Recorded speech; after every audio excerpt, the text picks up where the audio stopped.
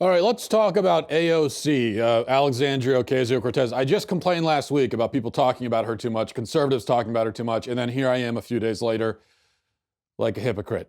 Um, but I feel like it's not that hypocritical because I don't want to talk about her exactly. There's just one thing that she said, one thing that's gotten a lot of attention, like everything else she says gets a lot of attention. It's also attracted a lot of criticism, rightfully so.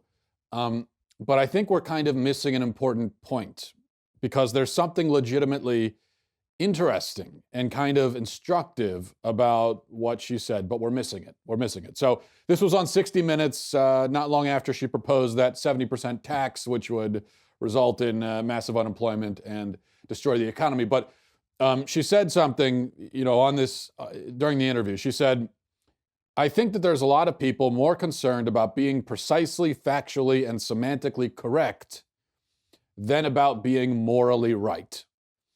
Okay, so she's complaining that people are more concerned about being factually right than about being morally right.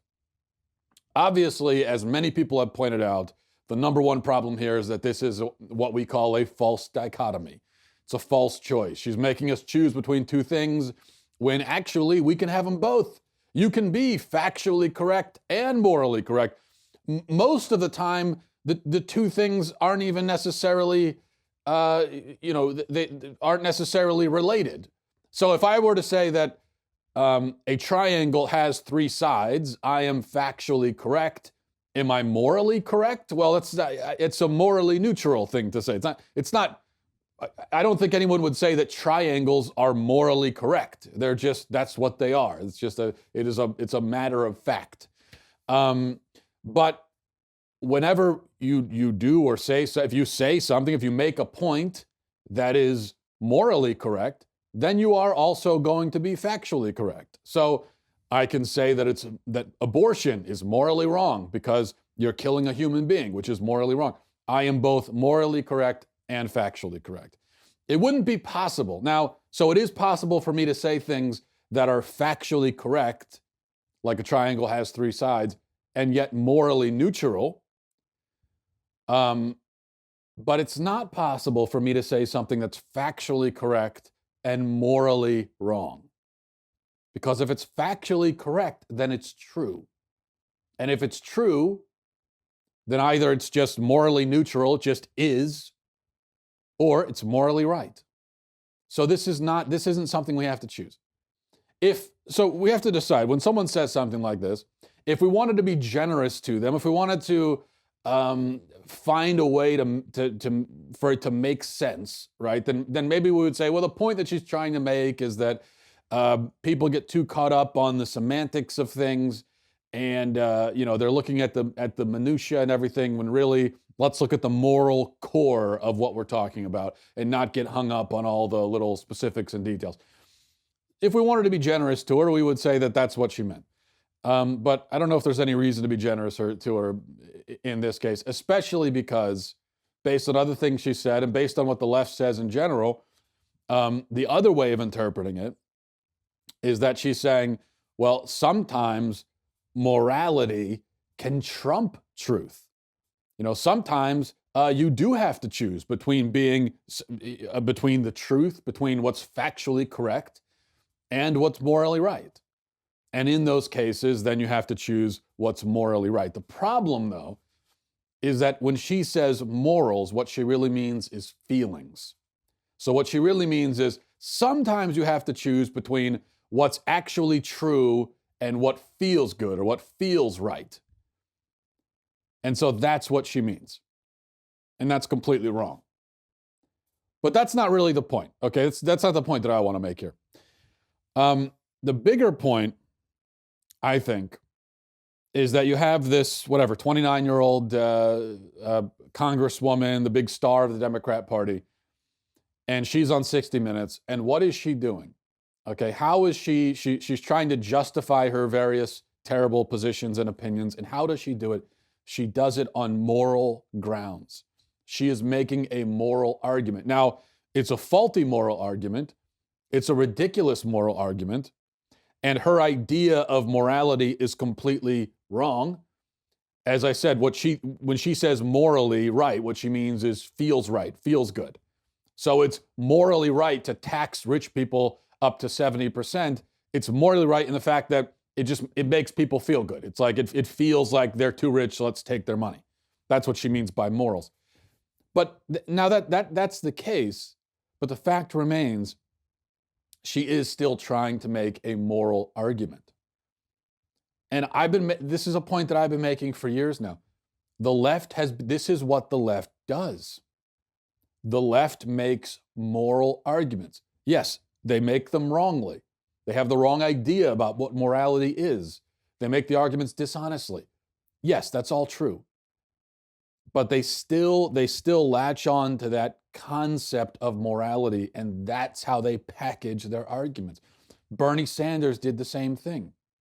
Nancy Pelosi is running around this week saying that, well, we can't have a wall down on the southern border because it's immoral. Walls are immoral. It's immoral to have walls. Of course, except for the walls that she has on her house, right? Those walls are perfectly fine. And most of the other walls that she comes across in her daily life that are meant to keep people out, she's fine with that. But just having a wall on the southern, and for other countries to have walls on their borders, that's fine. She would never judge them, right? You can't judge other cultures. But it's our wall is immoral, she says. Again, it's a stupid moral argument. It's a wrong moral argument, but it is still a moral argument. The significant point is that what the left does, even though they're moral relativists, and even though most of the time they sound like hedonists, and even though they'll stand up and justify things like killing babies in the womb, they still make the moral argument. And why do they do that? They do that because that's what speaks to people. Okay, that's what gets people motivated. That's what sends people into the streets marching. You're not going to find anyone at a march or a rally with like a practical slogan on their banner or the poster that they're carrying around while they're chanting their mottos. No, the slogans, the things that you put on the banners and the signs and the mottos that you march under are always moral. It's always, this is right, that's wrong. You know, we're standing for what's right. We're standing against what's wrong. Nancy Pelosi knows that on a practical level, there's no way to, you can't, on a practical and economic level, there's no way to argue against protecting the border. It obviously makes good practical sense, and it obviously makes economic sense. What she's saying, and what the left always says about everything is, yeah, you know what, even if it is practical, even if it is economically the right thing to do, it's just wrong. It's morally wrong, and so that's why we shouldn't do it. So while the left has been making the moral argument for these many decades, the right increasingly has fled from those kinds of arguments. People on the right, you know, what you find, the common kind of Republican idea is that if you want to speak to people, if you want to win people's hearts, then you get to them through their wallet, or you get to them through their practical concerns. But we don't want to talk about morality. We don't want to get into that because then we're going to be accused of being theocratic and trying to legislate morality and so on. We don't want to be accused of that. So we're going to make the practical argument. We're going to make the economic argument because that's what people care about. Wrong. Actually, that's wrong. Of course, people do care about money. They do care about practicality. But the thing that speaks to people's hearts most, first and foremost, is our principles, morality. People want to feel like they're living the right way. They have the right views on things. They're standing for the right principles. And if people are going to mobilize and take to the streets and make sacrifices for something, they're going to do it for something moral because they think they have the right, they're on the right moral side. And the problem is that on the right, we have basically ceded that ground to the left. It's almost as if we've said, well, you know what, if you care about morality, go over there. We're not talking about that, which is exactly the wrong way of going about it.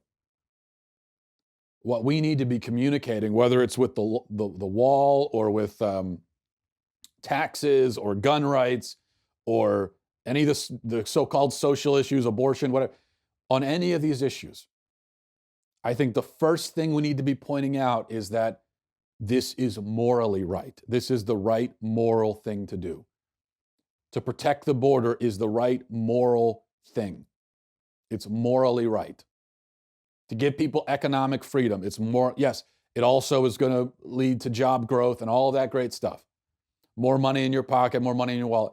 But before any of that, it's morally right. A man has the moral right to his own, to the fruits of his own labor, to put food into the mouths of his children without it being stolen by the government and given to someone else. That's the moral, that should be the first argument we make, because that's what speaks to people. And that's why the left has been winning for decades, is because they're speaking to people on that level. If you want your cause to win hearts and win minds, it has to position itself as the right moral cause. And more than that, it has to make moral demands. It has to ask for sacrifice. That's on the left. That's part of the attraction of. That's why they're always arguing for higher taxes. Because now it's true that the people who are demanding higher taxes won't be the ones paying the higher taxes, so it's easy for them to say, right? But even so, part of the attraction for the left when it comes to higher taxes and when it comes to their economic philosophy in general is that it feels like a sacrifice, even though they're not making any sacrifice. But it feels like one. And people want to feel like they're sacrificing for a cause. And the leaders of the left understand that. And so that's why they unabashedly are going to say, yeah, let's pay higher taxes. You know what? We all need to make sacrifices.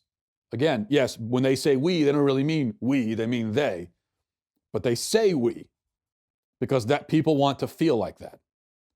That's one of the secrets of progressivism, just like it was one of the secrets of communism. Actually, I read this book recently. It's an obscure book, Dedication and Leadership, which I don't know if you can find it anywhere, by a guy named Douglas Hyde. And the interesting thing about the book, this guy was, it was written, I don't know, a few decades ago. And this guy was an avowed communist back in the 70s. He was a big-time radical communist, and then he got out of communism and came to the light. But then he wrote this book talking about, what communists did right, how they were able to attract so many people, especially young people. And this is one of the points that he makes, is that communists, the reason why that movement appealed to young people so much is that the communists made demands. They made moral arguments, bad moral arguments, but they made moral arguments, and they made demands of their adherents, and they asked for sacrifice. And that's what people want. That's how you motivate people. And this is something that I just think the church needs to realize this, and the right needs to realize it. Conservatives need to realize this. We need to stop. We need to stop letting the leftists be the only ones who talk about morality. That's the point. Okay, the APA Monitor, which is the flagship magazine of the American Psychological Association, had this headline on Twitter yesterday. It says, APA has issued its first ever guidelines for practice with men and boys. They draw on more than 40 years of research showing that traditional masculinity is psychologically harmful and that socializing boys to suppress their emotions causes damage. Traditional masculinity is psychologically harmful, they say. So let's take a look at this from apa.org. The article about the guidelines at apa.org says, in part, prior to the second wave feminist movement in the 1960s, all psychology was the psychology of men. Most major studies were done only on white men and boys who stood in as proxies for humans as a whole. Researchers assumed that masculinity and femininity were opposite ends of a spectrum, and healthy psychology entailed identifying strongly with the gender roles conferred by a person's biological sex. Well, yeah, I mean, that's basically right, actually. But just as this old psychology left out women and people of color and conformed to gender role stereotypes, it also failed to take men's gendered experiences into account. Once psychologists began studying the experiences of women through a gender lens, it became increasingly clear that the study of men needed the same gender-aware approach. The main thrust of the subsequent research is that traditional masculinity, marked by stoicism, competitiveness, dominance, and aggression, is, on the whole, harmful. Men socialized in this way are less likely to engage in healthy behaviors. Researchers at Boston College found that the more men conformed to masculine norms, the more likely they were to consider as normal risky behaviors such as heavy drinking, using tobacco, and avoiding vegetables. And they were more likely to engage in these risky behaviors themselves. Avoiding vegetables is now considered a risky behavior. I had no idea I was such a rebel. I mean, I'm excited, actually. I was thinking recently how I don't really engage in any risky behaviors anymore. I feel sort of old and lame, but I didn't realize that every time I forego my vegetables in favor of another helping of just pure meat, that I was doing something risky and rebellious. So that's kind of exciting. All right, stoicism, competitiveness, aggression are harmful traits now. The problem, of course, is that these have been male traits since time immemorial, since the beginning of time. And you are calling something harmful, which has always been a part of the male identity. Now, psychologists and psychiatrists, they try to flip this around, and it's kind of a chicken or egg thing. So what they'll say is that, well, no, you see, society decided that men were supposed to be stoic and competitive and aggressive. And so then little boys grow up and they see what society is saying and they try to conform themselves to those expectations. But actually, you see that, and this is what you get from psychologists and psychiatrists and the so-called mental health experts. You get they make these proclamations that are ideological, philosophical, theoretical. What they aren't is scientific. It seems very rare these days that you hear anything actually scientific from these people. They just declare these things about how people work, how men work, how women work, how people are supposed to be, how society is supposed to be. And we all just listen to them, unquestioning, because they have an MD or whatever. Well, actually, psychologists don't even have MDs, or psychiatrists don't have MDs, but I forget which one it is. But it doesn't matter. That's not a scientific,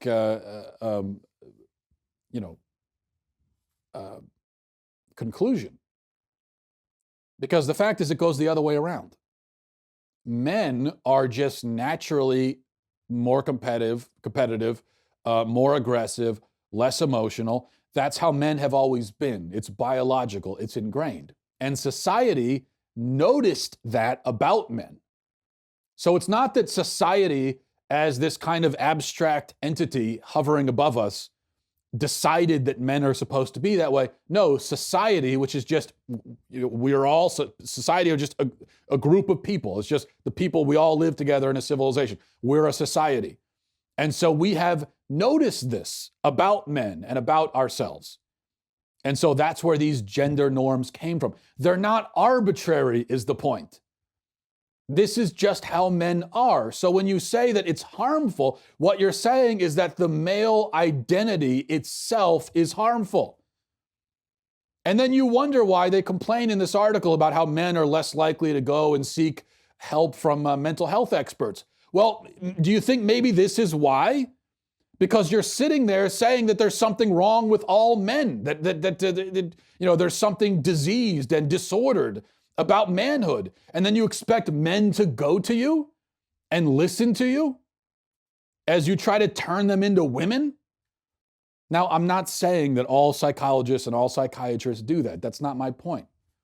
But when you have this kind of thing coming from the American Psychological Association, it's going to have the effect of turning men off of psychology and psychiatry. And that's it's not the men's, it's not the fault of men, it's the fault of them, of these so-called mental health experts who have long ago ventured way outside of the parameters of actual mental health, and they have gotten into philosophy and social engineering and all that kind of stuff. This is and by the way, what's wrong with being stoic or being competitive? What exactly is wrong about it? Of course, all personal traits have to be balanced. So it's possible, whatever your personality is, whatever personal character trait we're talking about, it's possible to be too much that thing. And there are going to be situations and circumstances for you that call for you to be less one way and more another way. So obviously there's got to be a balance. But generally speaking, men are going to be less emotional, more competitive, more aggressive. There's nothing wrong with it. That's just how we are. There's nothing wrong with it. Again, that is a subjective determination that the American Psychological Association has made. And there's no reason why we should listen to it. Who are they? Who made them experts on people? That's the problem. They do not confine themselves to talking, only about the brain and what's going on in the brain and what's going on neurologically with people. Instead, they have the psychiatrists and psychologists, what they've done is they have declared, this is how a human being is supposed to be. And if you're not that way, then you need drugs. That's what they've done. But they have no authority to do that. They are not experts on the entire human person.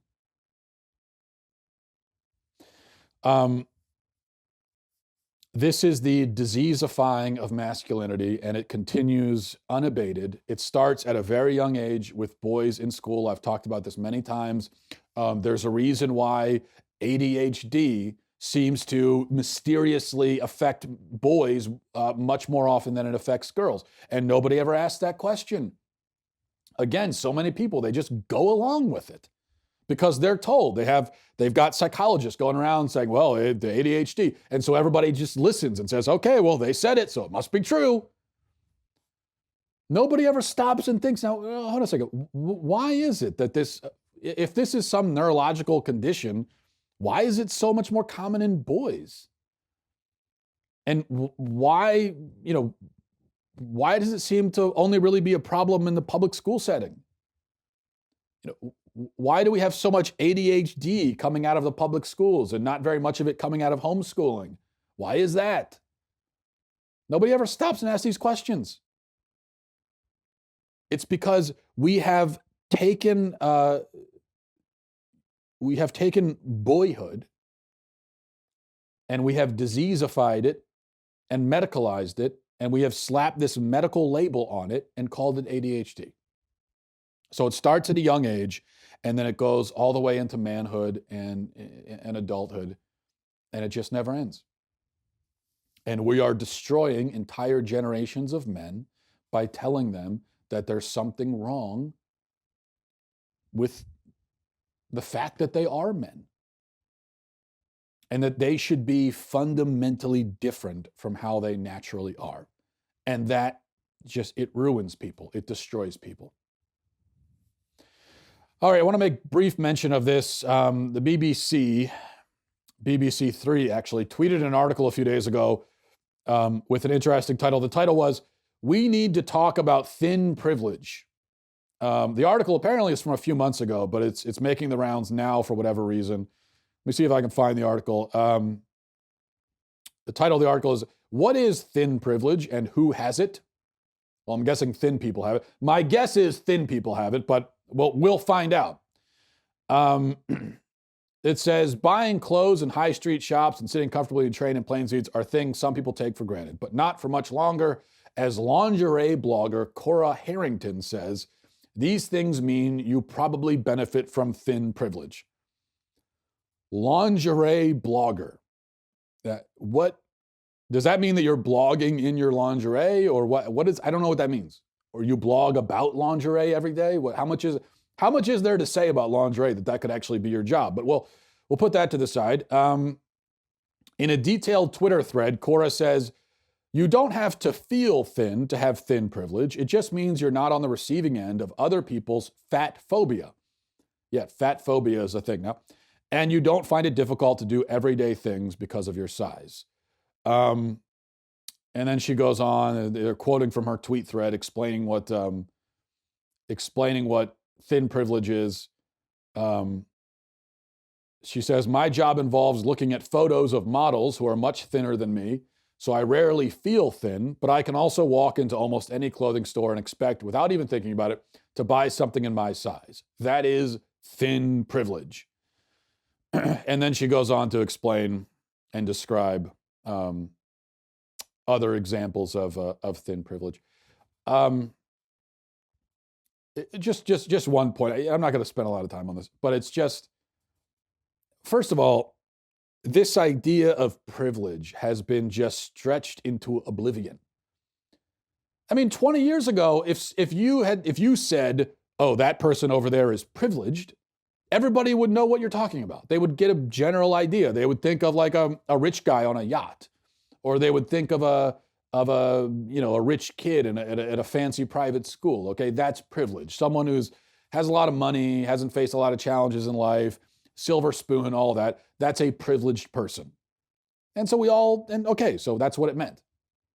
But now we have kind of dissected people into a million pieces and analyzed every part of their life and said, okay, that part's privileged. You've got privilege over there. You've got privilege there, privilege there, privilege there. And it doesn't mean anything. So now everybody's privileged in one way or another. So they say that, you have white privilege. But then if you're fat, then you don't have privilege. So then what about a fat white person versus a skinny black person? So, who has more privilege there? We get into the privilege oppression Olympics, right? And we have a competition about who's more privileged, who's less privileged. It's so ridiculous. The word doesn't mean anything anymore. And even if it does mean something, you know what? Stop whining. Just stop whining about, oh, they have more privilege than I have. Okay, well, just shut up and just live your life. Okay, yes, everybody is going to be privileged in certain ways that you aren't. And then you're going to have certain privileges that other people don't have. I mean, that's what it means to live and to be a human being. There are certain advantages that you have that other people don't. There are advantages that they have that you don't. And if you choose to focus on the advantages that other people have and you don't have, that's your fault. That's your problem. And if you choose to see society like this and to see life this way, as this constant jockeying for position about who's going to be more victimized, if that's how you want to live, that's your choice. But that's not much of a life. The other option is just to shut up about it and just live.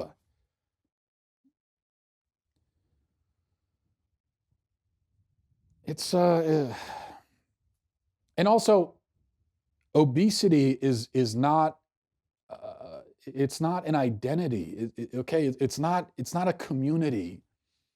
So we can't talk about, the obese community and the struggles that they face.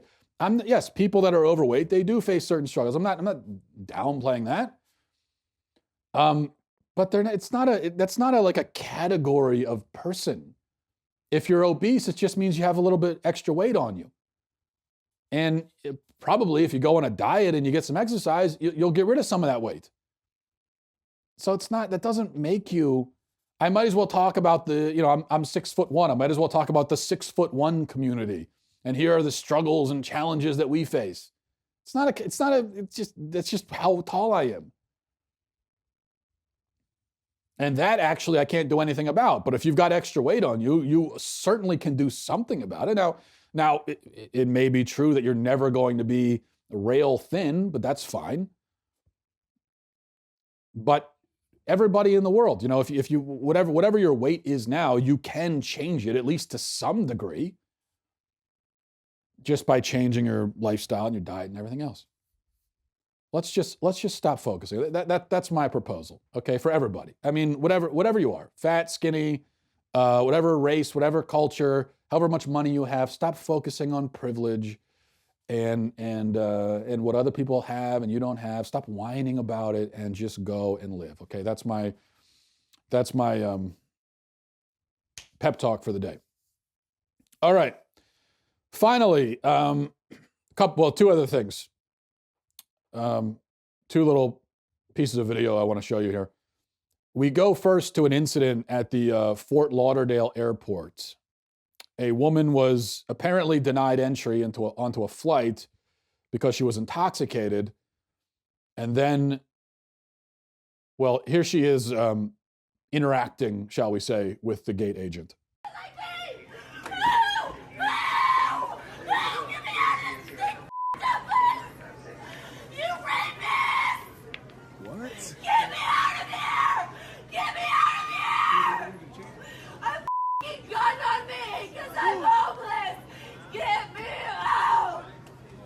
She's had a gun. She's had a gun.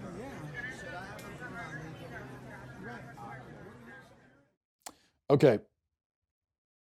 I just want to say one thing here, okay?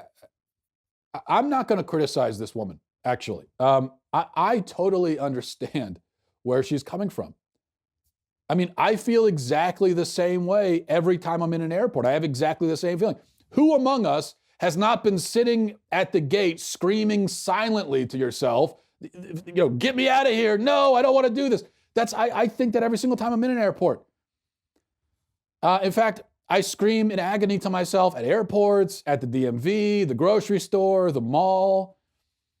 I scream to myself in agony anytime somebody calls me on the phone rather than text me and I get sucked into an actual conversation. The whole time I'm thinking the exact same thing the woman's saying. And it's even worse at airports because you're sitting in this horrid environment waiting to be in an even more horrid environment. And that's what makes waiting like at the dentist so terrible also. Because it's not like you're waiting in line for a ride at Disney World. You're waiting and it's not fun, but then what you're waiting for will be even less fun. So you're waiting in line at the airport for the privilege of being, packed into a tin box like chickens on one of those poultry trucks you see on the highway. And then you're going to be suspended 30,000 feet in the air where one wrong move, one gust of wind, one cell phone not put on airplane mode could send you plummeting to the earth in a death spiral. So yeah, I get where she's coming from. The only difference, the only thing that really separates the sane from the insane is that insane people scream out loud, whereas sane people keep it to themselves. Being able to scream silently in agony in your head, that's what makes you sane and normal. And we all do it. So let us not judge this woman for expressing herself and for exercising her free speech rights as well. Even though she did say that she had a gun at an airport, which, I guess is ill-advised. Okay, last thing, the college football playoff national championships happened yesterday. Clemson won handily, but something very strange occurred during the halftime show. The band Imagine Dragons gave a perfectly subpar performance, and then the rapper Lil Wayne came out in his Technicolor Dreamcoat, and here's how that went.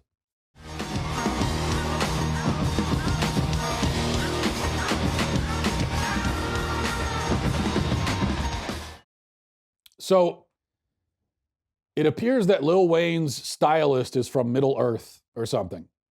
He looks like what would happen if somebody slipped LSD into my grandmother's tea. Okay, it looks like his fashion designer is like an elf who made his outfit by, killing a unicorn. You know, he looks kind of like the love child of Elton John and a Muppet. Or he looks a little bit like the mascot on a box of cereal. Actually, he looks like what would happen if Tim Burton had a fashion show. You know what? No. I think this is it. He looks kind of like a 4-year-old girl raided her mom's closet and tried to dress up like a grown-up, but it just so happens that her mom is Cruella de Vil from the 101 Dalmatians. But you know what? He pulls it off. I mean, he doesn't pull off the music so much, which is terrible, if you can even call it music, but the outfit, I mean, he pulls it off.